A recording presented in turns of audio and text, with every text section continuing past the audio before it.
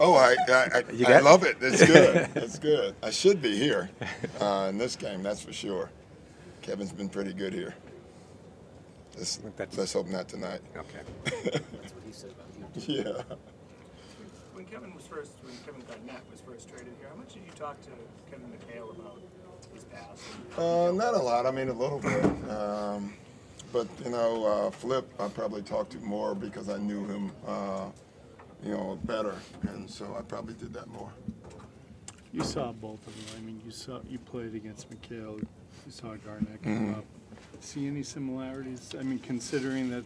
Yeah, they're exact opposite. Other than that, they're both great players. But you know, it's funny. Kevin kills you with intensity. Our Kevin, and that Kevin. I mean, we laugh about it now. I mean, some of the stuff he said on the floor was. I mean, he just joked around half the time, and then he ended up with 30 points and 20 rebounds or whatever. I mean, we were laughing. He would always ask me on the first free throw, "When are you trapping me? Because I know you are." And he would say, "I just want to know so I can shoot it quicker when I have to shoot it. I'm going to shoot it. I just want to know when." I mean, he was a fun-loving, great player. Kevin McHale was, and still, you know, I think him and Elijah I don't know a third as far as footwork. Those two guys as far as footwork is as good as we'd ever see. Was he about as good against the trap as it was? Well, yeah, because he was shooting the ball. I mean, some guys are good because they'll pass it and shoot, but he was just good. I mean, he had those long arms. He'd snuck them up under you.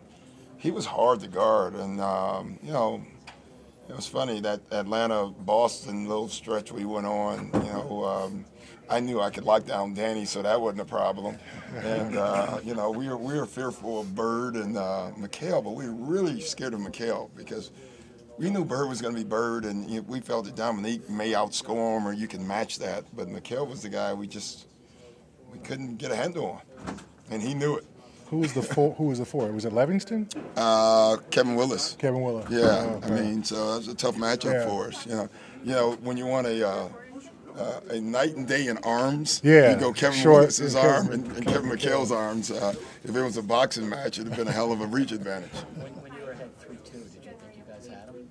Yeah. I mean, you never think you have the Celtics, you know, but I didn't want to come back to Boston. I knew that. I knew that wouldn't be very wise. Let me just put it that way. And, you know, they brought it back, and without that, we wouldn't have that great Game 7. I would have rather not had that game on history. That would have been nice if that game had never happened. Chris Wilcox said yesterday he was going to try to go through practice with that ramp on his hand. How did that work, and how close is he? I didn't know. That's good. Did he go through practice? Yesterday, we didn't do enough to call it practice, and he didn't, you know, he's not allowed to do anything active. So, yeah. So that's it, you know. He'll go tomorrow, I guess. Is that what he said?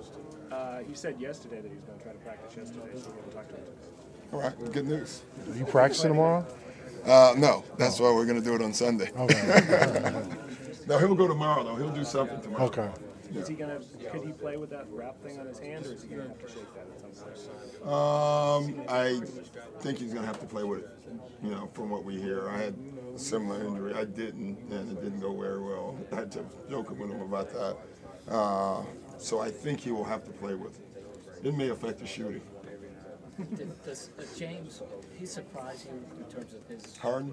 Yeah. Yeah. I mean, I didn't know. I mean, I've always liked him. I've always called him the Paul Pierce at 2, you know, because of that footwork and all that stuff. But he's good. He's really good. He's good in all assets of the game. You know what makes him tough is, to me, he's a point guard in a 2-guard's body, but he's a scoring 2-guard.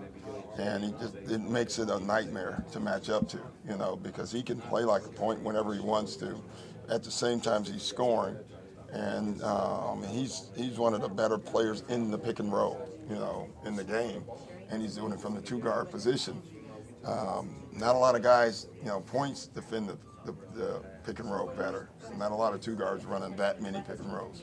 and it makes him really tough to guard. Was there any thought of keeping Fab around for during this stretch?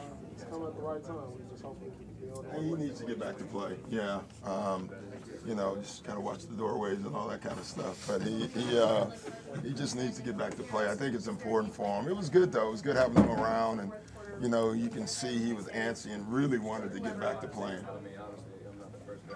Hey, Doc. Almost. I know. Oh, damn, it's close. Parsons is a guy that you know. Yeah, I know very well.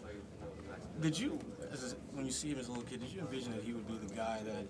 I did. You know, it's funny. I think that was this summer, maybe over the holidays. We were having another family argument, you know, about players, and they were talking about guys, and you know, Nick Claytis was on his team, Yeah. and I said it.